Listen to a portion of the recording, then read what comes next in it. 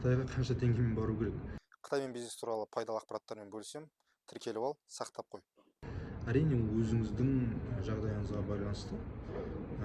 Барынша арзан вариант іздеп, экономичный вариантпен барамын десеңіз де өзіңіз білесіз. Жоқ, емін-еркін барып қайтамын десеңіз де өзіңіз білесіз. Бірақ енді экономдай берсеңіз де жатқан жеріңізде өте сапасыз жерге жатып, сапасыз тамақ ішіп, онда да бір сапарыңыз былай айтқанда сәтті болатынына үлкен не бар да, мысалы.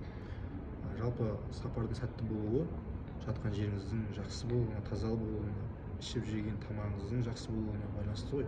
Сол жерде күтіп алған адамның көңіл күйіне де, оның былай айтқанда мінезіне де тікелей байланысты, тәжірибесіне тікелей байланысты. Ал егер опыты, оның тәжірибесі мықты болып келген кезде сіздің шаруаңыз бітіп беретін болса, онда сіздің сапарыңыз өте сәтті болды деп